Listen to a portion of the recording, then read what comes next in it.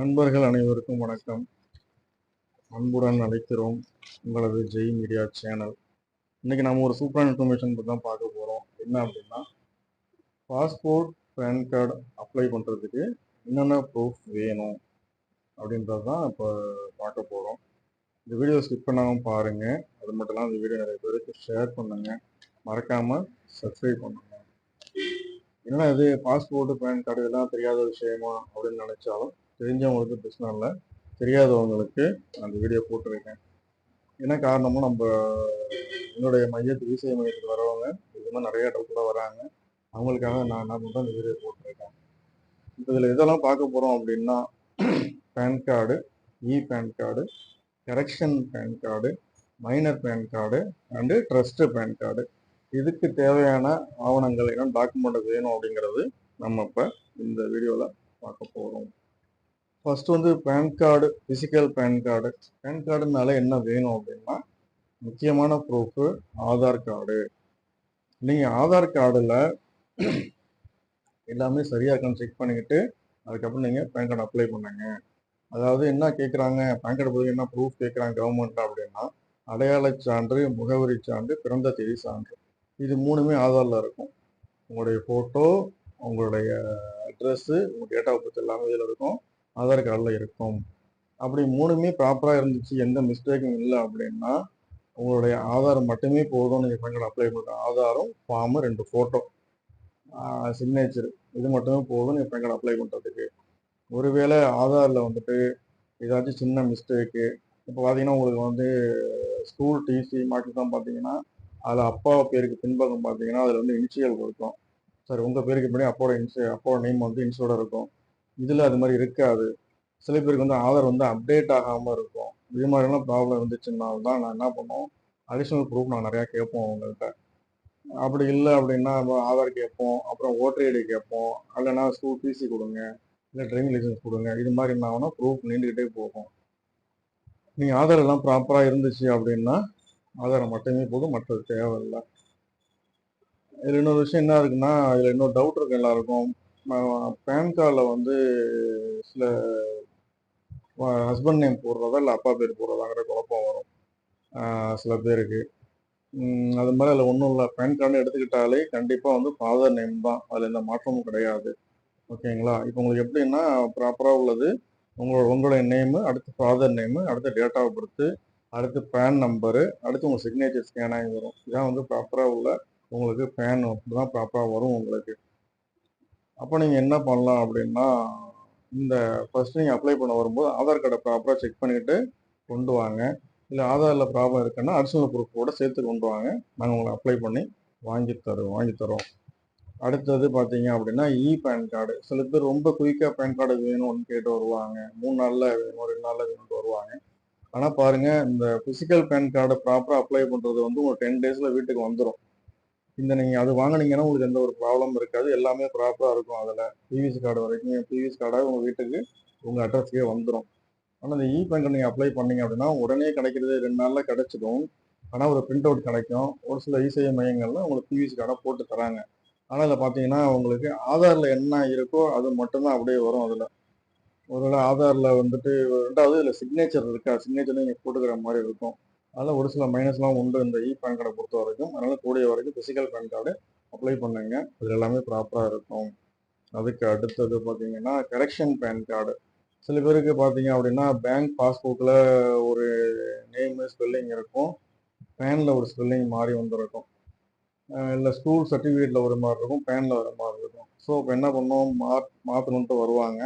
இப்போ அவங்க என்ன பண்ணலாம் அப்படின்னா, அது மாதிரி வரும்போது உங்களுக்கு உங்களோட அந்த பழைய பேன் கார்டு கையில் வச்சுருக்கீங்கன்னா அந்த பேன் கார்டோட ஜெராக்ஸு, உங்கள் ஆதார் கார்டு நீங்கள் எப்படி வேணும் அப்படிங்கிறீங்களோ அதுக்கான ப்ரூஃப், என்ன மாதிரி அதில் வந்து மாற்றணும்னு சொல்கிறீங்களோ அதுக்கான ப்ரூஃபு, அப்புறம் 2 ஃபோட்டோ, இதெல்லாம் கொண்டு வந்தீங்க அப்படின்னா உங்களுக்கு கரெக்ஷன் பேன் கார்டு அப்ளை பண்ணி நாங்கள் வாங்கி கொடுத்துருவோம். இந்த கரெக்ஷன் பேன் கார்டு ஏதாச்சும் டவுட் இருந்துச்சு அப்படின்னா நீங்கள் என்னோட வாட்ஸ்அப் பண்ணுங்கள், இல்லை கமெண்ட் பண்ணுங்கள், நான் உங்களுக்கு ஆன்சர் பண்ணுறேன்.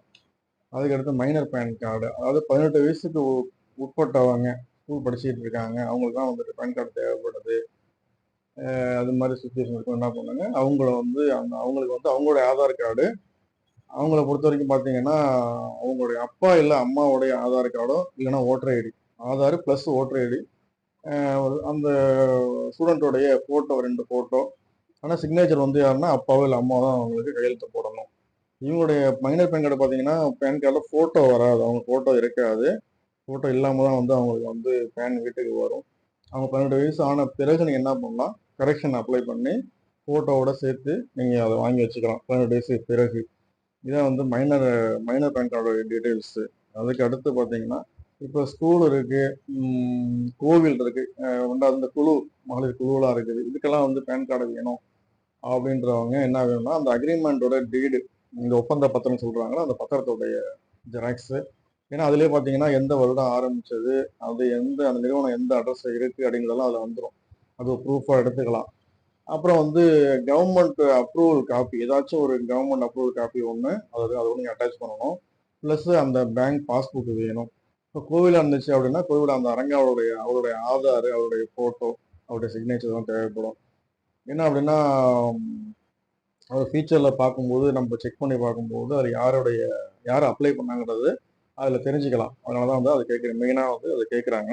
இது பற்றின விவரங்கள் ஒன்று வேணும்னா எனக்கு மெசேஜ் பண்ணுங்க. அதுக்கு அடுத்தது பாஸ்போர்ட் எடுக்கிறதுக்கு முக்கியமான விஷயம் என்ன அப்படின்னா ஆதார் கார்டு தான். ஆதார் கார்டு தான் ரொம்ப முக்கியமான விஷயம் பாஸ்போர்ட்டை பொறுத்த வரைக்கும். இப்போ வந்து பாஸ்போர்ட்டில் பார்த்தீங்க அப்படின்னா அதுக்கு தேவையான ப்ரூஃப் என்னன்னா 2 ப்ரூஃப் என்ன கேட்குறாங்க, address proof, date of birth proof. இது ரெண்டுமே ஆதாரில் ப்ராப்பராக இருக்குது அப்படின்னா ஆதார் கார்டு மட்டுமே போதும். ஓகேங்களா, அப்ளை பண்ணுறதுக்கு. நீங்கள் நேரில் போகும்போது மற்ற ப்ரூஃப்லாம் நீங்கள் நேராக கொண்டு போகணும். இப்போ ஆன்லைனில் அப்ளை பண்ணுறது எங்களுக்கு தேவை என்னன்னா அது ஆதார் கார்டு கொடுத்தாலே எங்களுக்கு போதும். இப்போ இதில் 2 விஷயம் இருக்குது. அதாவது 10th கீழே, 10வது கீழே படிச்சு, நான் 8வது படிச்சிருக்கேன், 6வது படிச்சிருக்கேன், 7வது படிச்சிருக்கேன்னு இருப்பாங்க. அது மாதிரி 10th மேலே அப்படின்னா ஸ்கூல் முடித்தவங்க, டிகிரி முடித்தவங்க அது மாதிரிலாம் இருப்பாங்க. இப்போ 10th கீழே உள்ளவங்களுக்கு வந்து என்னன்னா ஈசிஆர் பாஸ்போர்ட். அது என்னன்னா எமிகிரேஷன் ரெக்யூர்ட் அப்படிம்பாங்க. என்னன்னா இவங்க 10th கீழே 3வது 4வது படிச்சிருக்காங்க அப்படின்னா இவங்க ஒரு இடத்துக்கு வேலை செய்ய போகிறாங்க அப்படின்னா அந்த கம்பெனி ஒரு வேலை இவங்க வந்து அங்கே அடைமையாக்கி அங்கே வச்சுக்கலாம். சொன்ன சம்பளம் கொடுக்காம, ஒழுங்காக சாப்பாடு கொடுக்காம, இது மாதிரியெல்லாம் வந்து சில சுச்சுவேஷன் நிறைய பேர் மாட்டிருக்காங்க. அதனால என்ன பண்ணாங்க, கவர்மெண்ட் ஒரு முடிவு எடுத்து 2ஆக பிரிச்சிருக்காங்க, 10th கீழே 10th மேலே அப்படின்னு. இந்த 10th கீழே உள்ளவங்களுக்கு என்ன பண்ணுறாங்க அப்படின்னா அனுப்பும்போது அந்த கம்பெனி பற்றின டீட்டெயில்ஸ் ஃபுல்லாக தெரிஞ்சு இவங்க எமிகிரேஷன் மூலயமா விசாரித்து அவங்க உண்மையில இந்த கம்பெனி இருக்கா, அவங்களுக்கு சொன்ன சம்பளம் கொடுப்பாங்களாங்கிறதெல்லாம் விசாரித்து தான் என்ன பண்ணுவாங்க உங்களுக்கு அனுப்புவாங்க. ஸோ அதுதான் வந்து எமிகிரேஷன் கிளியரன்ஸ் சொல்லுவாங்க உங்களுக்கு. அதனால் அது வந்து நல்லது தான், நல்ல விஷயம் தான் உங்களுக்கு. ஏன்னா வந்து நாளை பின்ன போயிட்டு அங்கே மாட்டிட்டு கஷ்டப்படுறத விட இது தெரிஞ்சுட்டு போகிறது நல்ல விஷயம். இப்போ அவங்களுக்கு வந்து என்ன அப்படின்னா 10th மேலே உள்ளவங்க வந்து ECNR பாஸ்போர்ட், அதாவது எமிகிரேஷன் அவங்களுக்கு வேண்டாம். அவங்களுக்கு என்னன்னா அவங்க என்ன பண்ணுவாங்கன்னா ஓரளவு அலர்ட்டாக இருப்பாங்க. அந்த சொன்ன சம்பளம் கொடுக்கல போகலான்னா அவங்க வந்து எமிகிரேஷன் கனெக்ட் பண்ணி பேசுவாங்க, இல்லை வீட்டு உள்ளவங்களை சொல்லி பேச சொல்லுவாங்க. ஸோ அவங்களுக்காக அதுக்கான வாய்ப்பு கவர்மெண்ட் ஏற்படுத்தி கொடுத்துருக்கு. இப்போ என்ன அப்படின்னா இங்கே எங்களுக்கு என்ன தேவை, இப்போ வந்து 10th கீழே உள்ளவங்களுக்கு என்ன தேவை அப்படின்னா அவங்களோட ஆதார் கார்டு போதும், அண்டு ஓட்டர் ஐடியோ இல்லை டிசி அடிஷனலாக இருந்தால் அது கொடுங்க, நாங்கள் உங்களை அப்ளை பண்ணி கொடுத்துருவோம்.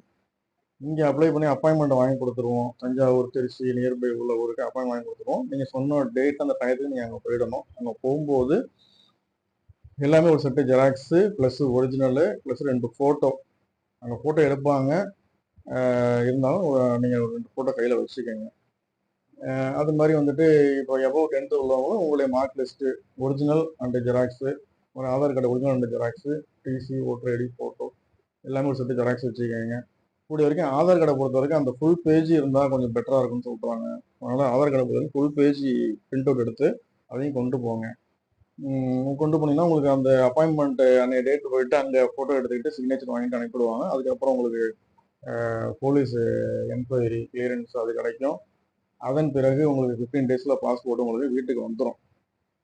ஓகேங்களா, இதில் வந்து ரினியூவல் பண்ணுறதுக்கு என்ன பண்ணுறது, பாஸ்போர்ட் ரினியூவல் பண்ணோம் அப்படின்னா ஒன்றும் இல்லை, அந்த பாஸ்போர்ட் கையில் ஒரு பாஸ்போர்ட் இருக்கும், அதோடைய ஜெராக்ஸும் ஆதார் கார்டு, மற்றபடி இப்போ மேலே சொன்ன இதே மாதிரி தான், அதே சேம் ஸ்டைல் தான். அது மாதிரி அப்பாயின்மெண்ட் வாங்கிக்கிட்டு நீங்கள் போய் போலீஸ் கிளியரன்ஸ் முடிச்சுட்டு உங்களுக்கு பாஸ்போர்ட் வீட்டுக்கு வந்துடும்.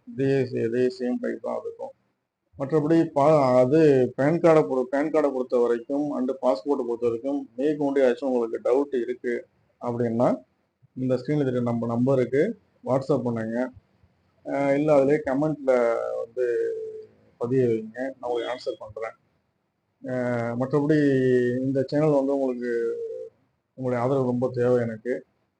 இதை பற்றின கமெண்ட்ஸ் நிறைய கொடுங்க. உங்களோட ஃப்ரெண்ட்ஸுக்கு நிறைய பேர் ஷேர் பண்ணுங்கள். முக்கியமாக சப்ஸ்கிரைப் பண்ணுங்கள். அந்த பெல் பட்டனை கிளிக் பண்ணி ஆல் ஆல் கொடுத்துருங்க. நான் அதுக்கப்புறம் போகிற வீடியோ எல்லாமே உங்களுக்கு கிடைக்கும் உங்களுக்கு. மிக்க நன்றி.